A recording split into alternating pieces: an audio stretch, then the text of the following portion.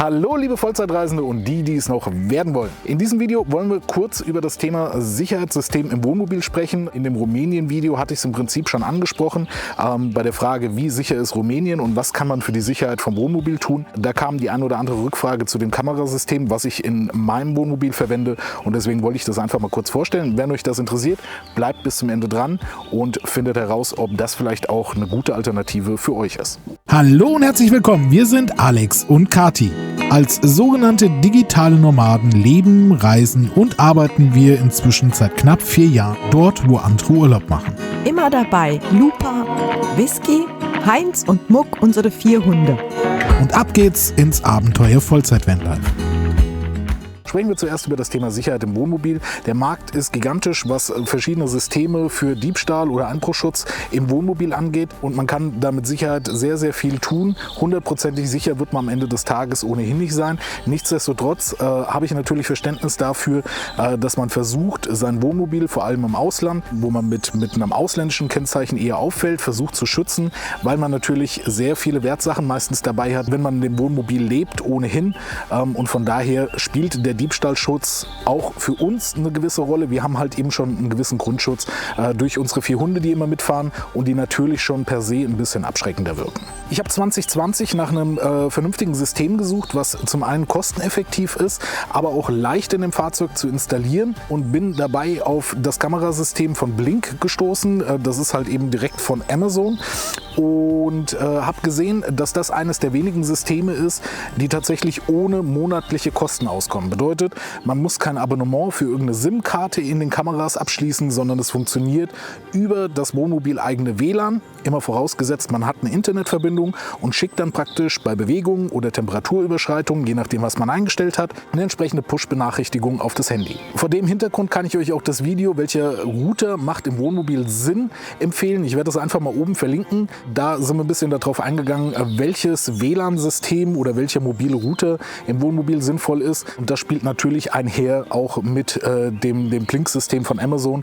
wo man entsprechende Überwachungskameras hat. Das Blink-System, was ich hier habe, wie gesagt, habe ich mit 2020 gekauft. Das bedeutet, es ist die ältere Generation. Inzwischen gibt es ein neueres System, das habe ich einfach mal unten unter dem Video verlinkt. Könnt ihr euch gerne mal angucken und entscheiden, ob das vielleicht was für euch ist. Ich habe mir das 2020 geholt vor dem Hintergrund, dass im Prinzip das ein modulares System ist. Das hier ist die Basisstation von dem Blink-System. Die wird mit USB betrieben. Das heißt, ich brauche irgendwo im Wohnmobil einen USB-Port, wo ich die einstecken kann. Die ist dann im Prinzip immer an und wird über eine App mit dem WLAN im Wohnmobil verbunden und ist dann praktisch mit dem Internet verbunden und kann bei entsprechenden Ereignissen eine Push-Benachrichtigung auf das Handy schicken. Ich habe aber auch die Möglichkeit, von unterwegs per Live-Video praktisch in das Wohnmobil zu schauen, mit die Temperatur anzeigen zu lassen oder generell zu gucken, was gerade im Wohnmobil los ist.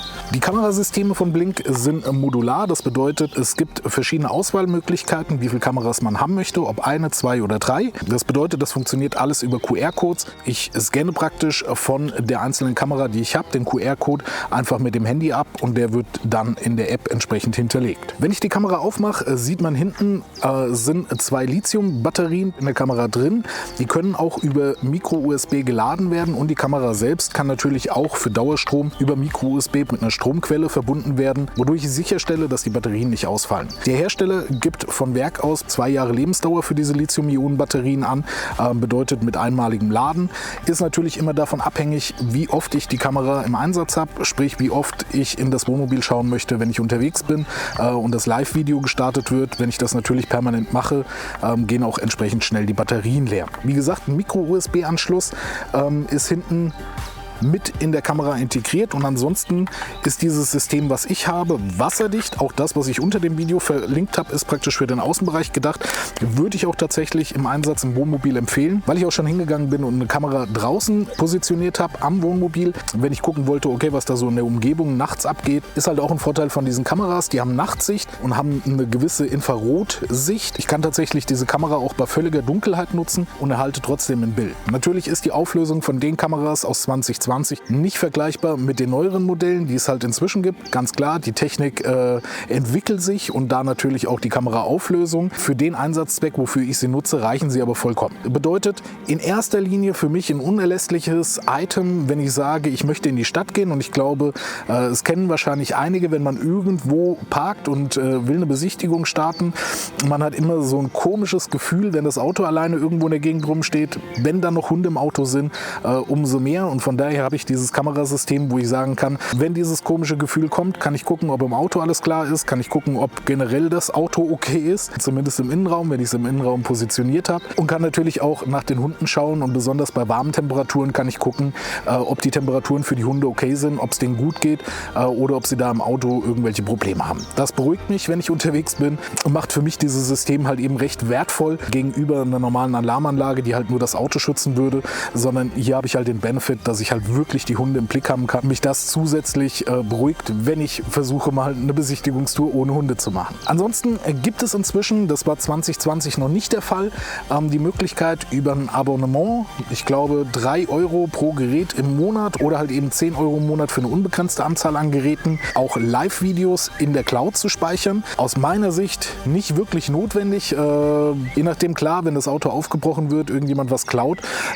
ist es sinnvoll, diese Videos gespeichert zu haben, aber du bekommst halt auch eine Push-Benachrichtigung aufs Handy, siehst sofort in der Live-Ansicht, dass im Auto gerade irgendwas passiert, wirst dich dann sowieso auf den Weg zum Auto machen, und die Frage ist halt, ob du am Ende des Tages wirklich was mit den in der Cloud gespeicherten Videos anfangen kannst. Somit glaube ich, die Abonnement-Variante ist im Wohnmobil nicht wirklich sinnvoll. Sprich, du kannst dieses System dann auch weiterhin tatsächlich kostenlos nutzen und hast die einmaligen Anschaffungsgebühren für das System, hast aber immer alles im Blick. Ein weiterer Benefit von der Kamera ist, du hast praktisch eine Gegensprecheinrichtung, bedeutet, du kannst sogar, wenn irgendwas im Auto ist, durch die Kamera praktisch in das Auto rein kommunizieren und hörst auch die Geräusche aus dem Auto. Ich habe das tatsächlich schon mit Heinz ausprobiert. Der war irgendwann im Auto relativ unruhig. Ich habe ihm dann gesagt, er soll auf seinen Platz gehen. Hat auch tatsächlich funktioniert. Er hat sich hingelegt und gut war. Also auch dafür ganz, ganz toll gemacht. Weiterhin kannst du in der App einstellen, bei den verschiedenen Kameras gibt es so eine Art Raster, und dann kannst du einstellen, wo sich irgendwie Dinge bewegen und wo sich normalerweise keine Dinge bewegen. Und anhand von dieser Einstellung kannst du halt eben festlegen, dass wenn sich in dem Bereich, wo sich normalerweise nichts bewegen sollte, irgendwas bewegt, du eine Push-Benachrichtigung bekommst. Das halt bei Diebstahlschutz, oder wenn du gucken möchtest, dass niemand vor deinem Auto rumrennt, bringst du die Kamera halt so an, dass wenn irgendjemand vor der Windschutzscheibe rumtanzt oder neben an den Seitenfenstern, dass die Kamera dir dann auch eine Meldung gibt. Ein gewisser Nachteil ist natürlich, dass du immer eine Internetverbindung im Wohnmobil brauchst, damit sich im Prinzip die Basisstation auch mit dem Internet verbinden kann. Ansonsten bekommst du halt leider keine Push-Benachrichtigung. Nichtsdestotrotz in 99,9% der Fälle, wenn du dein Auto irgendwo abstellst und dann das Auto alleine da stehen lässt, wirst du Internetempfang haben oder zumindest ein E-Netz, was schon ausreicht, um dir entsprechend eine Benachrichtigung auf dein Handy zu senden. Dann vielleicht kurz zu dem Aufbau von der Kamera. Man sieht einmal oben das Kameramodul, ich hoffe, es wird scharf, und einmal unten so einen kleinen Ball, und dieser Ball ist halt wirklich dafür da, Bewegungen zu erkennen, ist praktisch so ein Sensor, wie man kennt von einer Leuchte an der Tür, die auf Bewegungen reagiert. Somit ganz klar der Benefit von diesem Kamerasystem, dass es a, keine monatlichen Kosten verursacht, was für mich relativ wichtig war, weil ich möchte kein Kamerasystem, wo ich monatlich irgendwie Geld für bezahlen muss. Das ist nicht mein Ding, weil mal nutzt man es, mal nicht. Ja? Und hier, das ist halt wirklich ein Set-and-Forget-System. Die entsprechenden Halter sind im Wohnmobil montiert, und wenn ich möchte, klipse ich die Kameras da dran oder ich lasse es halten, und ich betreibe es halt wirklich nur dann, wenn ich es auch wirklich brauche, und bezahle im Prinzip keine monatlichen Gebühren für irgendwas, was ich vielleicht nicht so häufig nutze. Und vor dem Hintergrund ist es aus meiner Sicht, was Investitionskosten und dann auch die Betriebskosten angeht, eines der sinnvollsten Systeme. Wie gesagt, immer vorausgesetzt, man hat Internet im Fahrzeug, und wo man einfach alles im Blick behalten kann, was im Fahrzeug vor sich geht, ohne dass es jetzt großartig aufwendig bei der Installation im Fahrzeug wäre oder halt eben im Unterhalt von monatlichen Kosten. Das war, wie gesagt, ein kurzes Video zu diesem Sicherheitssystem, was ich bei mir im Wohnmobil nutze und was für mich auch vollkommen ausreichend ist. Aber wie gesagt, in erster Linie für die Hunde, um die Temperatur zu überwachen, um zwischendurch ins Auto schauen zu können, um zu gucken, ob es den Hunden gut geht, und damit relativ universell einsetzbar. machbar und aus meiner Sicht absolut empfehlenswert. In diesem Sinne, wenn ihr sagt, ja, klingt nach einem sinnvollen System, schaut euch gerne mal unten den Link unter dem Video an. Da sind die neuen Blink-Systeme von Amazon verlinkt. Wie gesagt, die Abo-Variante ist aus meiner Sicht nicht zwingend notwendig.